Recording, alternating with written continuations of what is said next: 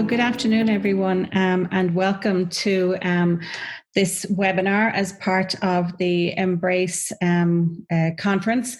My name is Carmel Summers. I'm a member of Technology Ireland ICT SkillNet, and we're one partner company in the Embrace project. And the Embrace project, for anyone who's joining us and isn't familiar with it, is a project that is funded by the European Union, and it is looking at the whole area of corporate social entrepreneurship. And I'm very fortunate to be joined today by an ex-colleague from IBM, and that's John McGrath, and also by Neil Giles from the Traffic Analysis Hub, who I guess in my previous days in IBM was an IBM client that I worked with. So the reason that Neil and John are joining us today is that they're working together in a project. I guess I can call it a project. It's probably much bigger than a project that really, I believe, falls into the whole area of corporate social entrepreneurship. And I think for the next half an hour or so, I would certainly invite all of my partner colleagues that are part of the Embrace project to, I suppose, do a little bit of detective work as we go through this session and just see if it does meet with what we see as being corporate social entrepreneurship. So let me start off, first of all, by welcoming both John and Neil, and thank you for taking the time out of your crazy busy schedules, as I know they are, to join us today. So John, if I could start with you, maybe you would tell us about your role in IBM and where you're based. Sure. Thanks, Carmel. So I'm a senior solution architect in IBM Ireland, based out of the Dublin lab in Mulhuddard. I'm also the leader of a team called the Tech for Good team. This is the first team of this nature in IBM globally. This team focuses on corporate social projects of many kinds. Our flagship project has been the Traffic Analysis Hub, which is the subject of today's conversation. Thanks, John. And Neil, I guess same question for you. I mean, I know that you have had a long and distinguished career in law enforcement, and then you joined the Stop the Traffic. So maybe you kind of give us a little intro about your previous career and how you came to work originally with Stop the Traffic. Sure. So hello, everybody. As Carmel said, my name is Neil Giles. I am currently the chief executive of the initiative called Traffic Analysis Hub, which we'll tell you more about shortly. My journey to that, I spent 36 years in UK law enforcement, beginning in London and then moving through as an investigator nationally and then internationally. And my last job was as deputy director of our national crime agency. And I'm an organised crime expert. And I first met this little not-for-profit called Stop the Traffic in about 2006, whilst I was serving as deputy director of the national agency, and was disturbed to discover that they knew more about the issue of human trafficking and exploitation than my agency did. And so over the next few years, we built a partnership with them so that we could learn together. It was the first partnership between a law enforcement agency and a small not-for-profit like Stop the Traffic was. And then when I decided it was time to leave law enforcement, that was about 9 years ago, I joined Stop the Traffic, and I've been working with them since. One of the key lessons I learned in that journey was that the problem of trafficking in persons is too big for the justice process to manage alone. So we need alternative solutions and preventing the issue from beginning in the first place. A very famous person once said, we need to stop pulling people out of the river who are drowning and stop them falling in the first place. And I think that philosophy is what guides our work. It became more and more apparent to us all that there wasn't enough data, enough understanding of the size of the problem, of the characteristics of the problem. And so we began a conversation in lots of places to try to change that. And where we are now is the result of that process. Okay. So Neil, I know that you joined Stop the Traffic, who are an NGO. but you're now the CEO of the Traffic Analysis Hub. So maybe before we go further, because I know John will talk about it in another context, what's the difference between the two organizations, or is there a difference? Yes, there is a difference. Traffic Analysis Hub originally was the daughter of a relationship between Stop the Traffic and IBM Corporate Social Responsibility and the Tech for Good Labs, with a big law company as kind of an aunt. And that relationship matured over the development process to the point where now Traffic Analysis Hub is almost a year into its pathway to become a sustainable independent not-for-profit that's no longer fully reliant on corporate social responsibility donations, either of time or money, but is able to stand on its own 2 feet as a not-for-profit. Okay, and I'm going to come back to that. So I think that just sets the scene for where everybody started out and where everybody has ended up right now. But I'm actually going to come back to you on that again, Neil. So I'm going to go back now and let's start the journey, I guess, in terms of, how did you decide to choose IBM or other partners? Are there other partners that are involved in this? And, how did the relationship start, I guess? Well, the NGO world is a very strange one, I discovered on entering it 9 years ago. You're constantly pitching your product and looking for support because there isn't much money. And the first organisation to pick up on our messaging was IBM. And that began to manifest itself in 2 ways. Number one, a very senior IBMer in the UK became a trustee of the organisation. And at the same time, Corporate Social Responsibility team in the UK sponsored a very small amount of our data management process within STT. And then over a period of about, it's been probably 6 years now that we've had a relationship with IBM Corporate Social Responsibility. It needs to mature. You need to trust each other. You need to build the relationship, and for both sides to see the importance and the benefits of being in a relationship.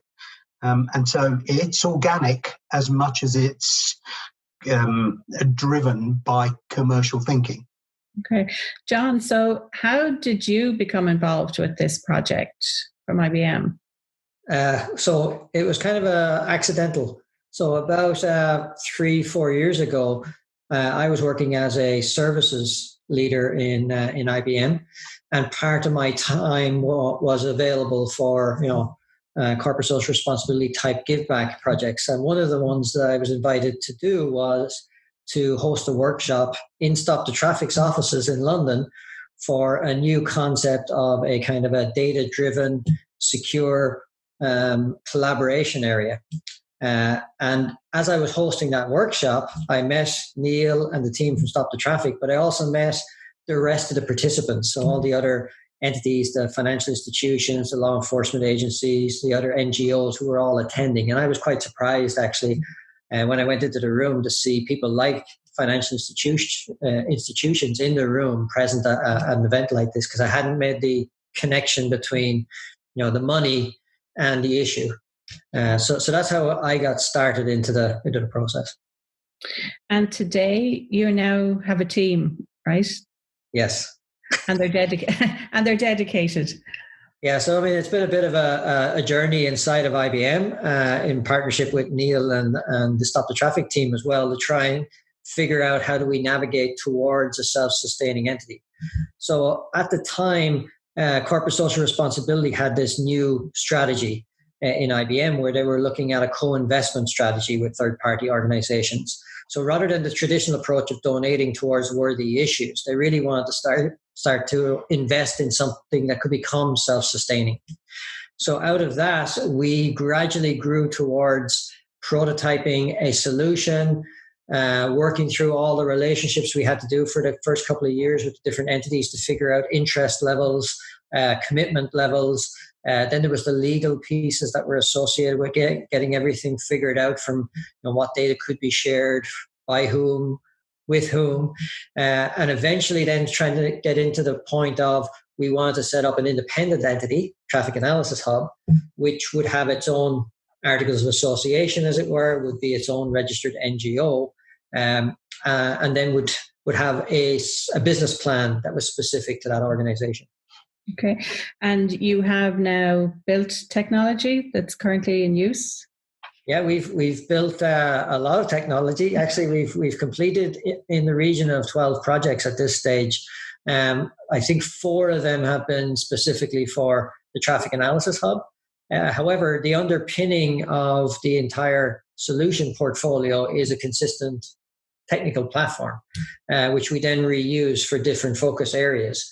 But there's a lot of predictive analytics, a lot of machine learning around natural language understanding and text analytics that we've embedded into technologies as part of the portfolio, if you like.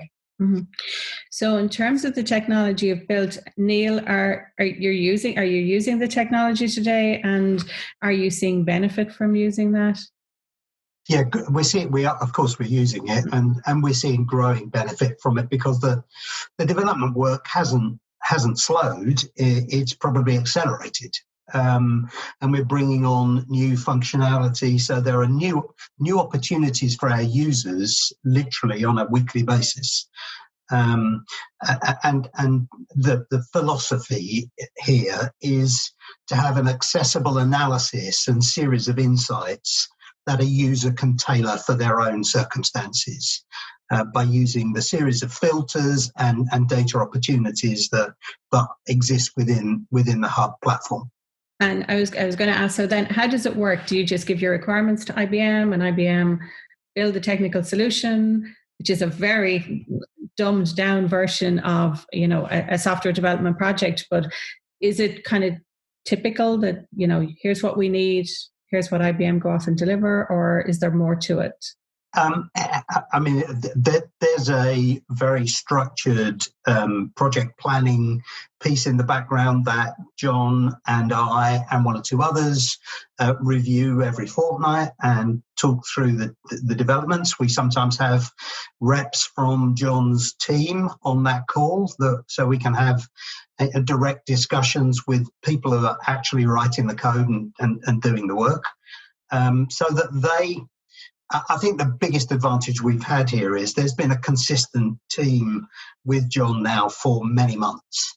And they not only are technically adept, they've got pretty good with understanding the problem from the interaction with our side of the piece. Mm-hmm. So it's been truly very collaborative in that respect. And there's only a cigarette paper's width of between John and my approach to this. We rarely are on different pages in terms of what needs to be done next and what that needs to deliver. But the big overarching philosophy here is it's a tool for every sector in every geography. Doesn't matter if you're a banker or the smallest NGO. There's something here for you if you use the Hub well, that will give you more context and more ability to do your job better and to ask smarter questions. And when I say accessible, we're tailoring this so that you don't have to spend hours trawling through this platform. It's presettable for you as an analyst. We have 38 organizations signed in as participants. There's a contract. You have to use it for anti-trafficking purposes. You have to respect the data privacy issues that we've raised. But 38 organizations, we have about another 60 plus in the pipeline to join. And we're signing people up as fast as our little marketing capacity enables us to do. Great. So, John, this really looks like a real entrepreneurial type project. Not just let's create something that solves a problem, but this almost has become a project that has really taken on a life of its own. So I guess what are you seeing on your side? Like, how different is this? You mentioned that you were working as a consultant prior to this for IBM. So how different is this from a regular commercial, let's call it IBM type project? Well, it started out quite different because a lot of it was volunteer work and we were doing it in spare times. I was actually working in the Middle East for the first year and a half, doing stuff in hotels at night. But since the team has been formally formed inside of IBM and we've got the kind of official sponsorship on it, we're targeting it more and more towards, more like a traditional commercial model. Mm-hmm. So it's a new initiative. It's a different industry space, if you like, and it's not something that IBM's intending to make money from. But it is, it's a social good, if you like, that we're doing here.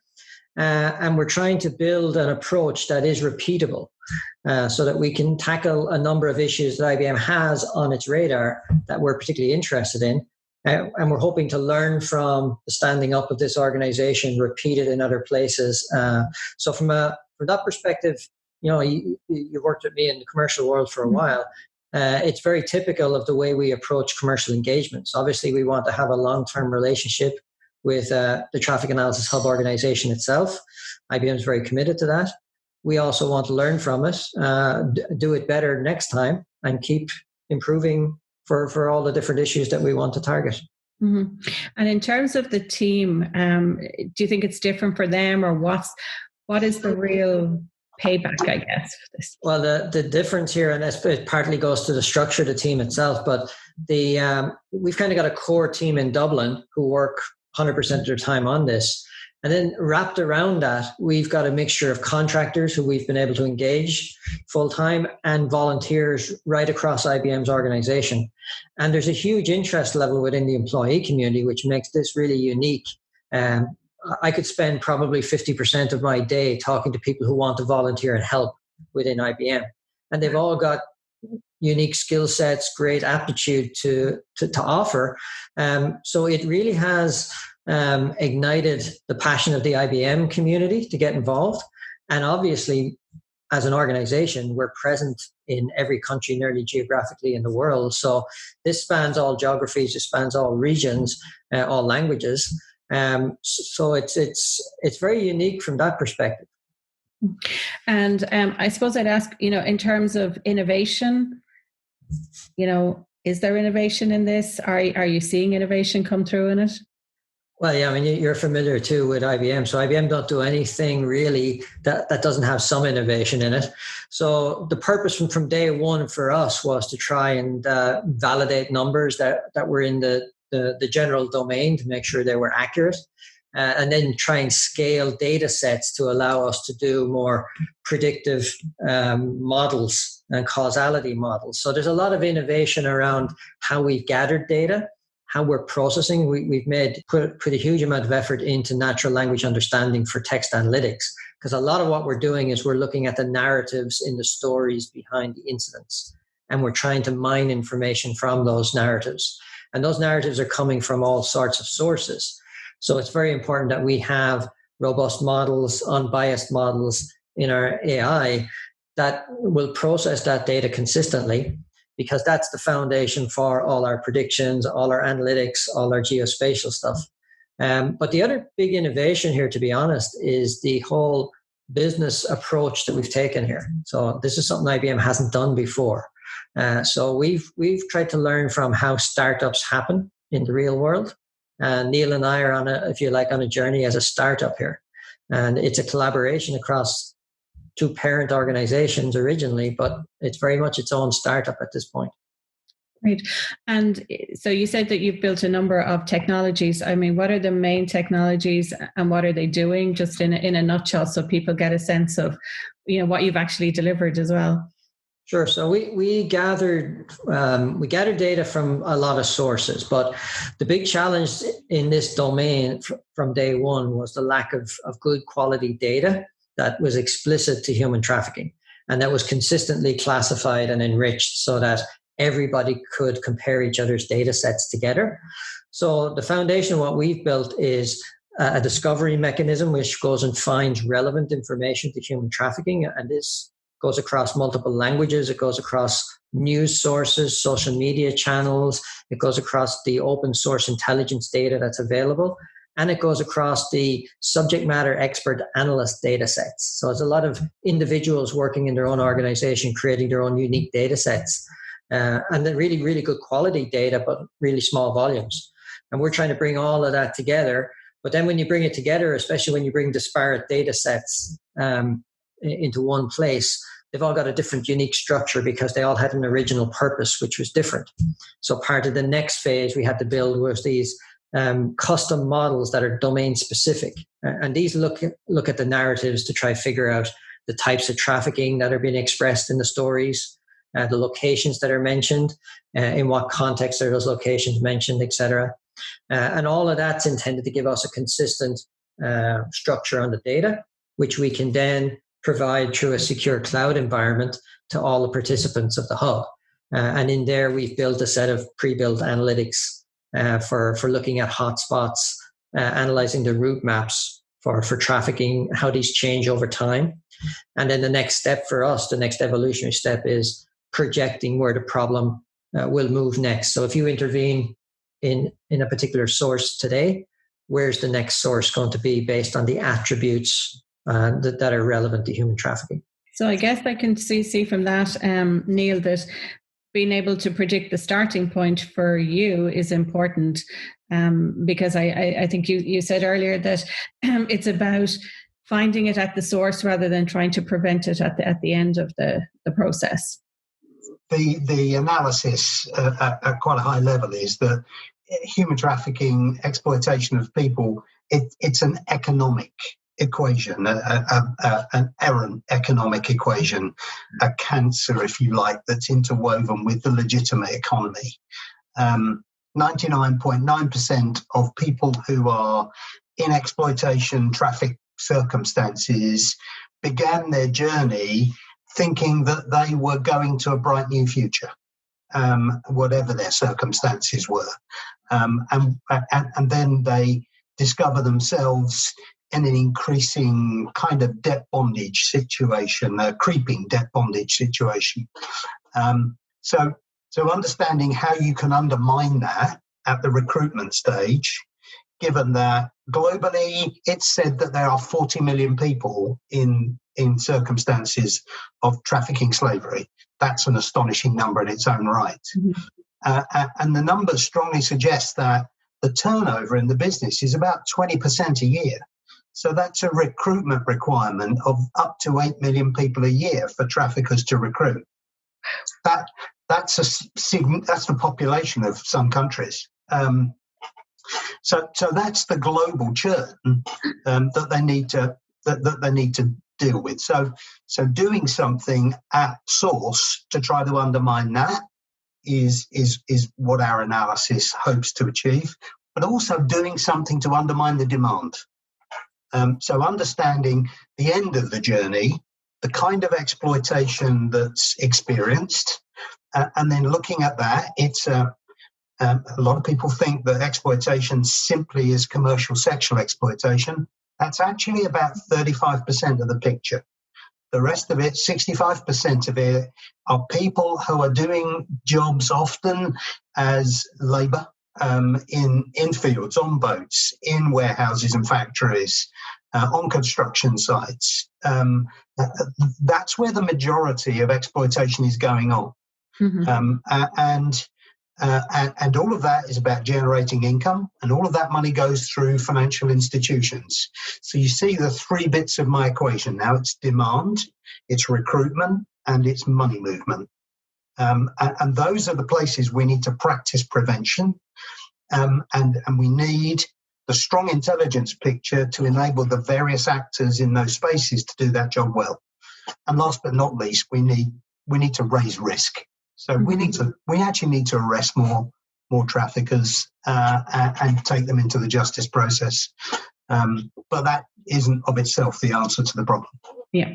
So, and I want to go back to, I think, where we started, Neil, which was to look at that, I suppose, how the TAH has become an organization in its own right and has grown up, and I suppose what that means right now and what it means for you and maybe for IBM in the future.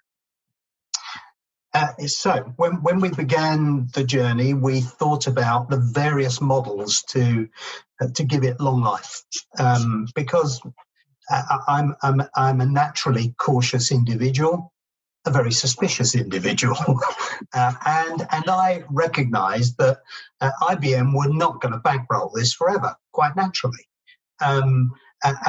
So I needed to devise, with John, with others, a sustainment process. Mm-hmm. So we hit on the idea of charging a fee for people to have access to the platform and to gain the insights and the data.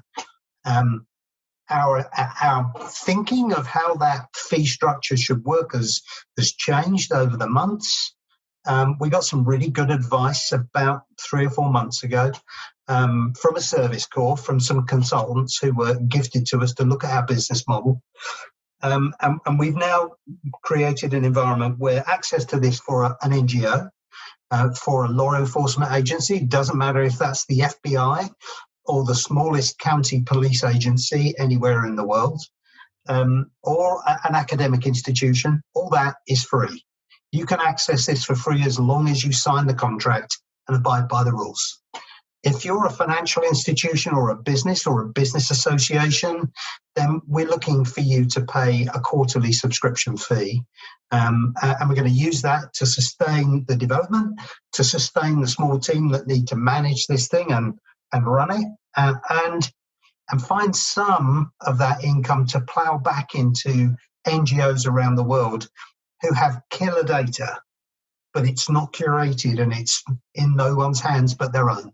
And that killer data will accelerate all those 3 prevention elements that I've just described. So that's the sustainment model. We've sent our first invoices out. That's a big deal.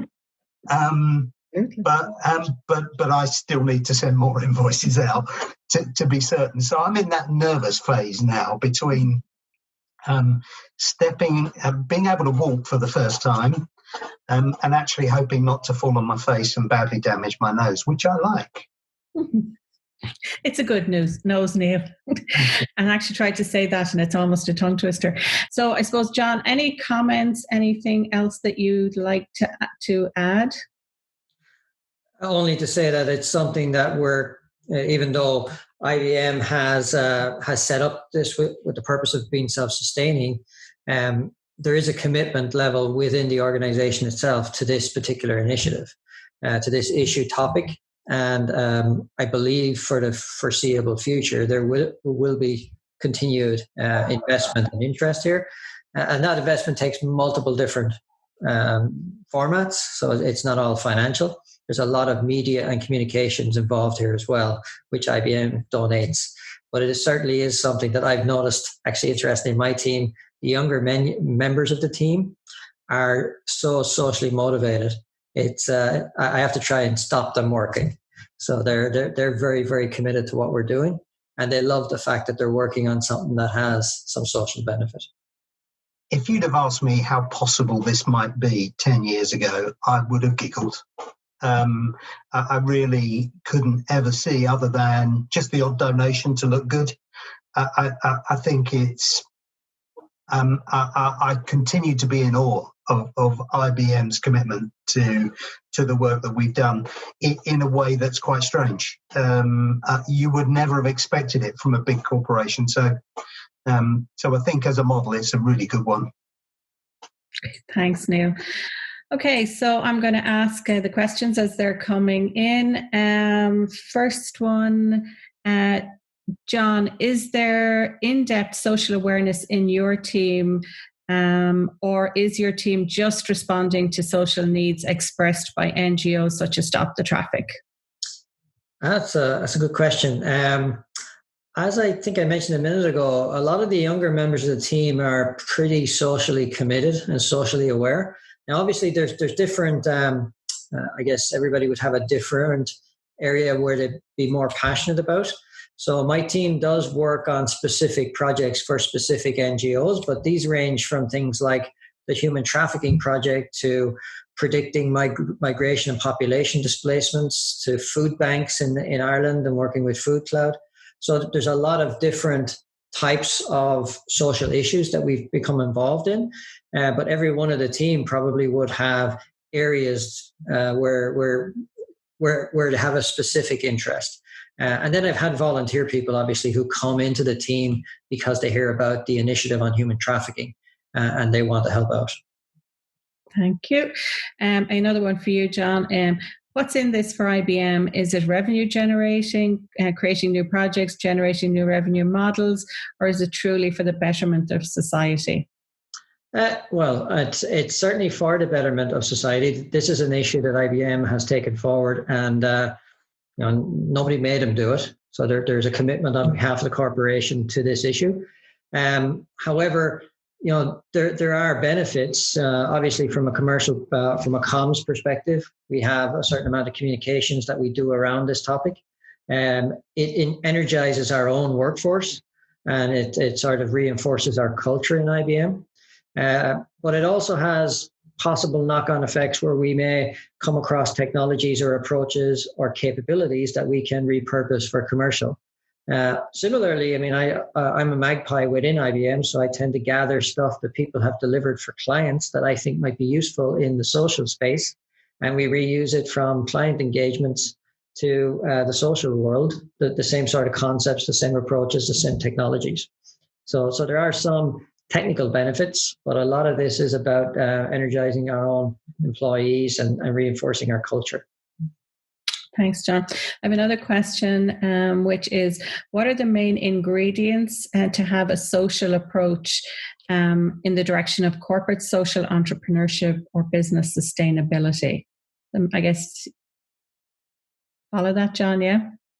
For me or for Neil? For you, I think, yeah. So, I think you're the corporate here, so for you. So what are the main ingredients to have a successful approach to corporate social entrepreneurship or business sustainability? I would say the number one ingredient is probably tenacity. So, it's a case of we're generating a new approach to a new way of doing social give back in IBM. And it has taken time to persuade people, to communicate the message of, why we're doing it, how we're doing it, and also to draw the connection back to, what are the benefits within IBM. So a lot of it's been tenacity. Obviously, networking is important, but then having a solid, I think a solid target topic and great partners has been significantly. Without Stop the Traffic, without Neil and the Traffic Analysis Hub itself, any other entity would have made it very, very difficult for us to get as far as we have gotten at this point. Okay, thanks, John. Neil, question for you. And Dave says, Neil, great presentation. How do you engage the younger generation and create awareness? Are you using social media platforms for dissemination purposes? Yeah, we are. We're probably not as quick off the mark as my parent NGO are. Stop the Traffic social media work is extraordinary. And I routinely share that across the network that I've grown up with in TA Hub. So if there's anyone out there, Stop the Traffic with a K, not a C. Find them on Instagram, Facebook, Twitter, LinkedIn. Their stuff around this issue is extraordinary and really very helpful. Okay, thanks, Neil. Question from Iris, and this is back to you, John. Does this engagement or the experiences of this engagement feed back into corporate learning or promoted skill sets of IBM employees? So I guess how is the experience, I suppose, getting back into either learning or getting back into skill sets? Or defining skill sets? Actually, that's a great question. So the people in the team have a great advantage here because we're open for experimentation. So we're not tied to just using IBM technology. We're not tied to just using approaches that IBM always use in all of our software development. So the guys who've joined the team like the freedom of being able to go look at the next newest technology, the newest approach, the newest piece of machine learning or data science work. So that they're able to broaden their technical skills in that perspective. And then within IBM, there's always been a culture of volunteering, service corps, which Neil mentioned before, which are both technical and business consulting type people who are assigned to specific topics to learn about them. And all of those skills, they all go back into our, if you like, our internal resumes that our HR department are tracking. So, the fact that you've been involved in these corporate social responsibility projects is tracked, it is noticed, and it is important in the culture. Thanks, John. And I have another question here that's from Dave, and it kind of ties into that last question. And it's asking about what are the mix of skills in your current team? Are they all techies, or do you have non-technical backgrounds in the team? We have within the core team mostly technical backgrounds. So they all have specific skill sets. We have extended teams then as well, volunteers plus other people who work on contract basis. So we have a lot of data scientists who again are technical, but they have a more of an understanding of data, how to get it, how to process it, and therefore they have to understand the topic itself. And then, to be honest, I spend a lot of my time with Neil in the conversations, if you like, on the business side of TAH. So this is part of the marketing, the promotion, the contractual discussions, the memberships. And there are a number of other IBMers, especially within corporate social responsibility, who are focused on helping us do business development, if you like. So there is a mixture of skills, but within the core team, it's mostly technical. Thanks, John. Another question here. And actually this probably could go to either person. So I'll start with you, John. In your view, is it more difficult to teach socially aware people business skills or employees in business to act socially aware? I don't think there's any issue at all with employees acting socially aware. I think, to be honest, I mentioned it earlier, I noticed generationally, there certainly is a difference in the younger employees, how motivated and excited they are to work on these projects. But it's not unique to just the younger employees. Everybody likes to have, we talk about a legacy within IBM, a legacy within your career where you've worked on something that was more than just related to commercial benefit. Is it difficult to teach socially aware people business skills? That's probably a question for Neil. For Neil, yeah.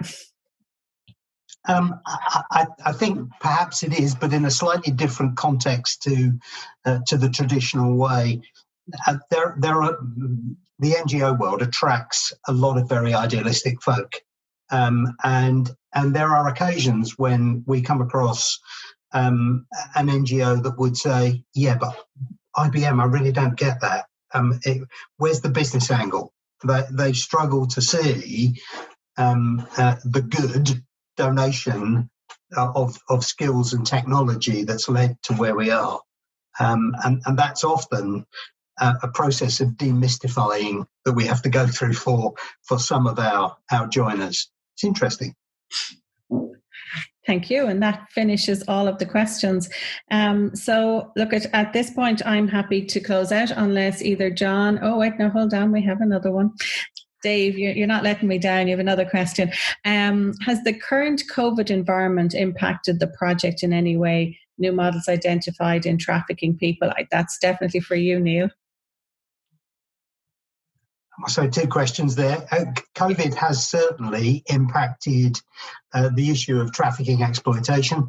There was a period of time when some aspects of the business were out of business. And we saw instances where traffickers would just walk away and leave what was previously an operating brothel full of Asian women, just leave them there destitute and disappear.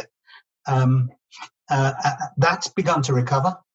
COVID, in terms of our work, has meant that John and I don't have to get on airplanes and go anywhere. And we've actually been pretty efficient. So there are some upsides as well as some downsides. Okay, thank you. So any final comments from either you, Neil, or from John? I don't think so, Carmel. Okay, and I don't have any open questions. So look, it just leaves it to me to thank you both, John and Neil, for taking the time out today. It has been hugely insightful, and of course, I follow this. I follow this, and I follow your journey. Having left IBM behind and this behind me to some degree, but I mean, it is great to see that this project has a life, and that it continues not just to have a life, but it actually continues to grow and develop. And I think for me, that's the most amazing thing, I think, is that it's not just about delivering that piece of technology, but it's now about how the organizations that you're collaborating with are all coming into the Traffic Analysis Hub organization, how they're sharing their data, and how the journey continues and it evolves.